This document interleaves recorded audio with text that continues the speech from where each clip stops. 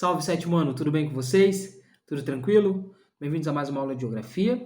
E a aula de Geografia de hoje é sobre a região Nordeste do Brasil. A região Nordeste do Brasil, ela é uma região que ela é dividida em outras regiões, né? Tá vendo o mapa aqui? São as sub-regiões do Nordeste, Zona da Mata, Agreste, Sertão e Meio Norte. E também, obviamente, em estados. Quais são os estados? Maranhão, é a região com maior número de estados, então é um pouco difícil decorar todo mundo também. Mas é Maranhão, Piauí, Ceará, Rio Grande do Norte, Paraíba, Pernambuco, Alagoas, Sergipe e Bahia. São 9 estados. Os menores estados do Brasil estão ali. Aracaju é a capital, Sergipe. Sergipe e Alagoas. E tem um grande estado que é a Bahia. Essas sub-regiões que eu falei, Zona da Mata, Agreste, Sertão e Meio Norte, elas são divididas de acordo com o seu clima. A Zona da Mata, perto do litoral do Oceano Atlântico, mais ao leste, né, é uma área muito quente, como toda, mas mais chuvosa. Nessa área não tem seca. Indo de leste para oeste, você tem a zona do Agreste. O Agreste ele é a zona de transição. Então ele tem características da zona da mata, que tem mata atlântica e muita chuva, e também da zona do sertão, onde é muito quente, muito pouca chuva, e é a zona que nós chamamos de zona da seca do Nordeste, fica na região do sertão, né? Aí tem o sertão, que eu já falei, tem a Caatinga, é muito quente, pouquíssima chuva, e é a questão do clima ali, né? Do clima semiárido. E o meio norte, que é já uma área de transição também. Pode ver que nós temos duas áreas de transição. O Agreste, que mistura a Zona da Mata e Sertão. E o meio norte, que mistura Sertão e Floresta Amazônica. Porque quem faz a divisa ali com o Maranhão é Tocantins, é o Pará, que já é Floresta Amazônica. Floresta Amazônica, inclusive, pega uma parte ali do Maranhão, beleza? Saindo da página 216, que é a página dos mapas aqui, a gente vai abrir a página 217, está escrito lá, de volta para casa. Por quê? Durante muitos anos, a região Nordeste foi e ainda é a mais pobre do Brasil, mas durante muitos anos ela foi muito mais pobre que as outras. Mas muito mais pobre mesmo, a diferença era gigantesca, era gritante. Mas a partir dos anos 1990, ali de 94, 95, com o Brasil tendo uma retomada econômica muito boa, isso mudou, isso modificou. A partir dos anos 1990, muitas empresas instalaram-se no Nordeste, atraída pelo menor custo de mão de obra, ou seja, paga-se menores salários no Nordeste. E por incentivos oferecidos pelos governos de alguns estados, principalmente da Bahia, tá? A Bahia e o Ceará são os que melhor investiram nesse tipo de coisa. Que eles investem? Terrenos a preço baixo, redução ou até mesmo isenção, não precisar pagar imposto. O governo federal, principalmente a partir ali de 2000 para frente, em parceria com muitos governos estaduais, investiu em obras públicas, como construção e ampliação de rodovias, portos, aeroportos. E atualmente existem vários polos industriais no Nordeste, sobretudo na Bahia, o estado mais rico do Nordeste, em Pernambuco, também a região de Recife, e no Ceará. E curiosamente, todas elas esses grandes polos estão na zona da mata, no máximo no Agreste. Por quê? Porque é a região mais rica, onde ficam as capitais. Voltando no mapa ali, só duas capitais, três capitais na verdade, não estão na zona da mata. São Luís do Maranhão, Teresina no Piauí, que estão no meio norte, e Fortaleza, que tá no sertão, mas Fortaleza é um sertão fake, tá? Ali é um sertão, ele é muito mais próximo da zona da mata, muito mais próximo do Agreste do que realmente do sertão do interior. Então, essas regiões, esses polos, eles são focados nas capitais. E o que acontece? A partir da década de 90, muitos migrantes nordestinos voltaram para a região em um processo chamado de migração de retorno. Observe o quadro, tá? Esse quadro que está aqui em algum lugar aqui do vídeo. que ali o nome do quadro é Nordeste, moradias com acesso a alguns bens e serviços. Abastecimento de água, coleta de esgoto, coleta de lixo, TV, geladeira e acesso à internet. Olha como esses números sobem muito de 2002 a 2017. Esse é um processo natural da região Nordeste. Tá? A região Nordeste, isso não tem como é que eu posso falar para vocês? Atrelar a um governo. Por exemplo, no sul da Bahia foi descoberto petróleo. Então tem o polo petroquímico da Bahia. Isso não é culpa de um governo, né? Então, isso aumenta muito no Nordeste a partir de 2002. Na verdade, antes de 2002, o quadro deveria ser um pouco maior, começar ali de 95, 94, mas para reduzir a gente usa esse quadro menor. E olha qual é a porcentagem de casas com qualidade de vida na Bahia. Melhora a vida na Bahia. Esses números mostram que melhorou, na Bahia não, no Nordeste inteiro. Melhorou a vida no Nordeste. Portanto, tem essa migração de retorno. O que antes, o comum era pessoas que moram no Nordeste irem para São Paulo, Rio de Janeiro, Belo Horizonte, Curitiba, ou seja, para as grandes capitais, ou aqui mesmo, até mesmo para o Vale do Itajaí, para a região norte, onde tinha emprego. Essa população e suas famílias estão voltando para o Nordeste. Primeiro, a cultura, né? Você volta porque você é acostumado com lá. E segundo, porque você vai estar perto da sua família, você vai estar perto de onde você mora e lá tem emprego também, né? Eles saíam por causa do emprego e estão voltando também por causa do emprego. Mudando a página, na página 218, né? A gente vai trabalhar 218 a 219, agora ela é bem importante, que é o semiárido e o combate à seca. O semiárido é a região mais pobre do Brasil. É uma região que, como o próprio nome já diz, o clima, ela chove muito, muito, muito pouco. Muito pouco. Esse é bastante complexo. Tá? O quadrinho que mostra ali... esse quadrinho é bem mal... Desculpa, com todo respeito ao livro. Ele não mostra a realidade do Nordeste, né, que são pessoas correndo, dizendo, vamos, o governo construiu um açude. O governo construiu muito pouco açude. Os governos brasileiros, desde sempre, trataram o Nordeste como uma área de segunda, uma área não importante, principalmente região do semiárido. Por isso que ela se tornou a mais pobre. Ela foi relegada, ela foi deixada de lado, né? E nós vamos... Esse livro aqui ele foi escrito no ano retrasado. Ele é um livro escrito em 2018. E eu vou explicar algumas coisas que mudaram de 2018 para cá. Na unidade 2, se a gente voltar lá no começo do ano, destacamos as desigualdades regionais do Brasil, a gente trabalhou isso em sala de aula, e a importância de políticas para promover o desenvolvimento regional. O semiárido faz parte das regiões com projetos especiais desenvolvidos, coordenados pela SUDENE, que é a Superintendência de Desenvolvimento do Nordeste. É um órgão do governo federal, ligado à presidência, né? E com destaque para o combate à seca. Combater a seca é uma preocupação antiga no Brasil. É uma preocupação, mas que nunca foi levada realmente a sério. Em 1919, foi criado o primeiro órgão com esse objetivo, a Inspetoria de Obras contra as Secas. E desde então, outros órgãos foram criados e substituídos, encaminhando projetos como construção de estradas, açudes, barragens e muitas outras obras.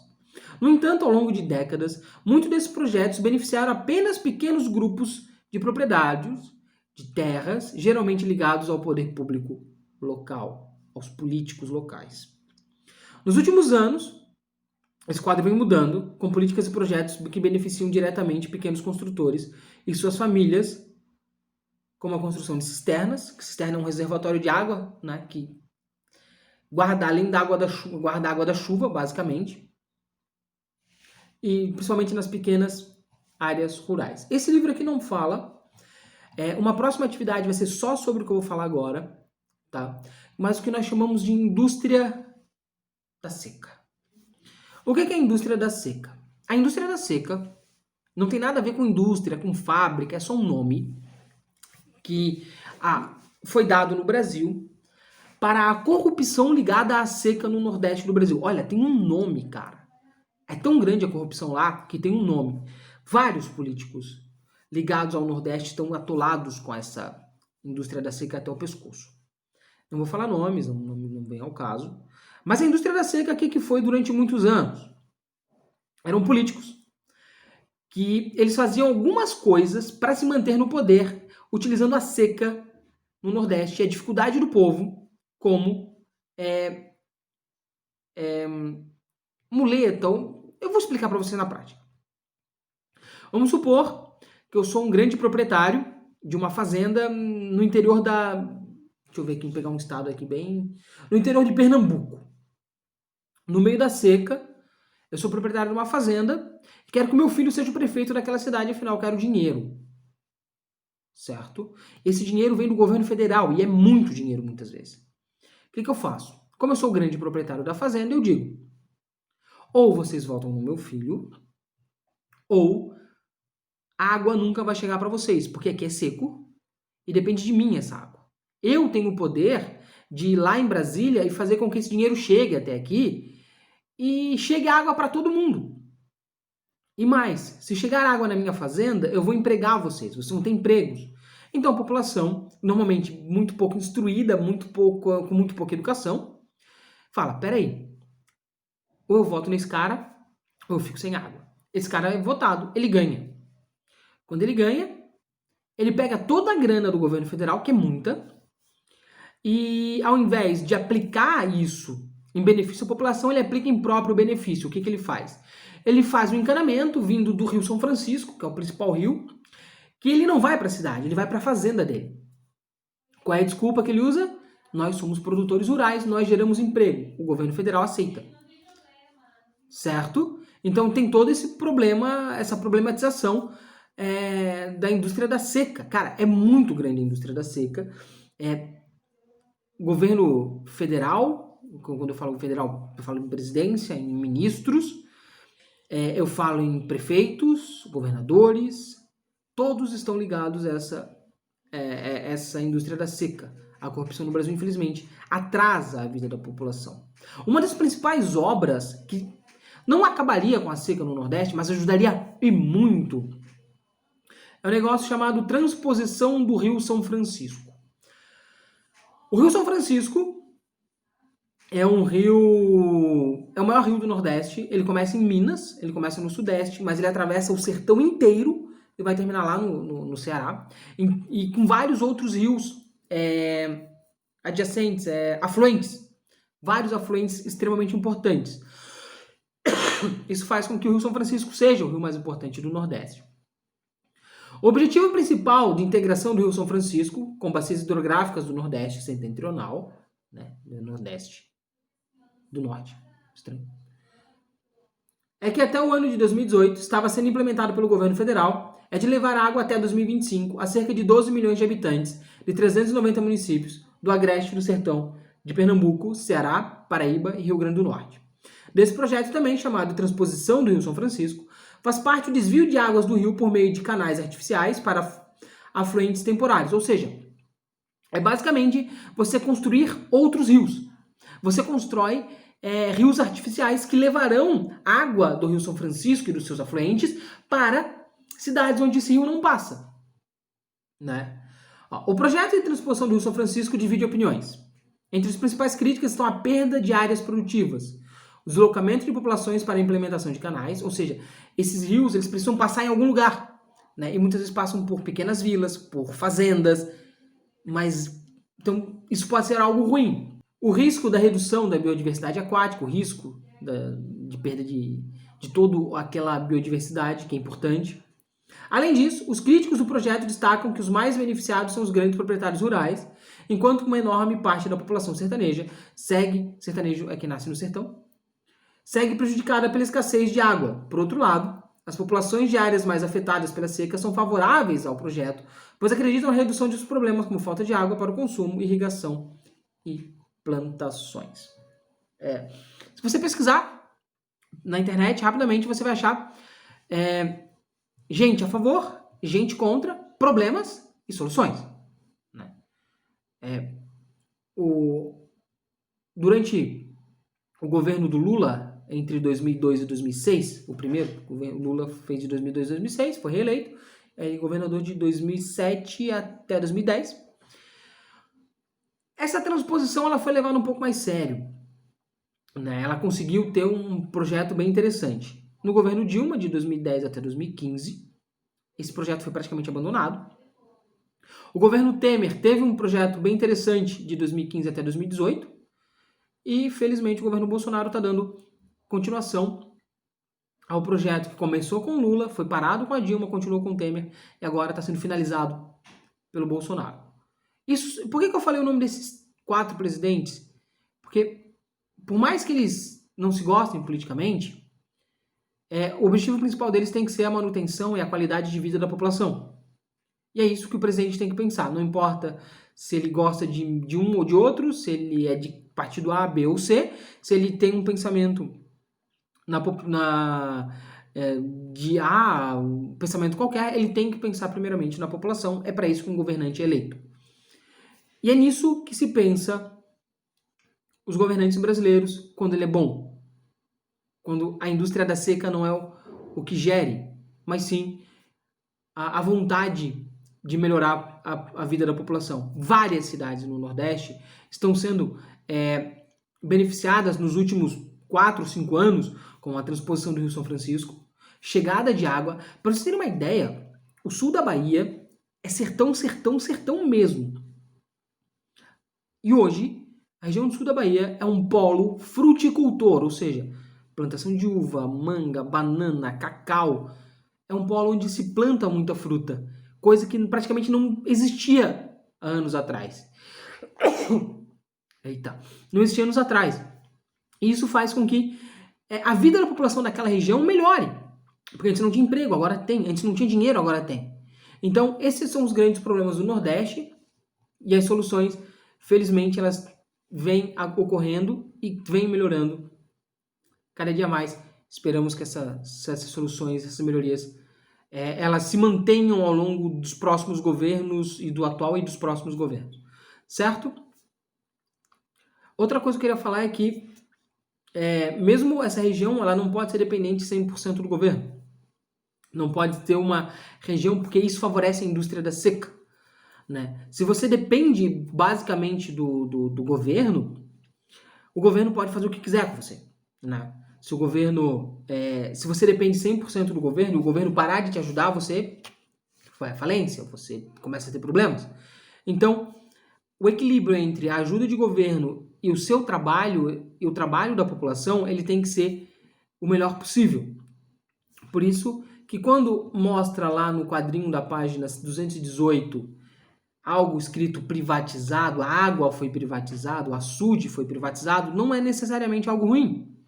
Né? Imagine um lugar onde não tem água, onde as pessoas têm problemas para ter acesso à água, inclusive para fazer comida, para tomar banho, para tomar água. Na nossa realidade aqui de Brusque isso quase não acontece. E uma empresa vai lá e monta um açude, monta algo que tem essa água, certo? Você olha e você vai falar, peraí, esse cara vai cobrar pela água? Vai, a gente paga pela água. A gente paga para o governo. Por que não pagar para uma empresa também? É melhor pagar para uma empresa do que não ter. Né? Então isso tudo tem que ser levado em conta, em consideração na hora de pensar no Nordeste brasileiro. Beleza? Façam tudo o que eu pedi, façam todas as atividades e até a próxima.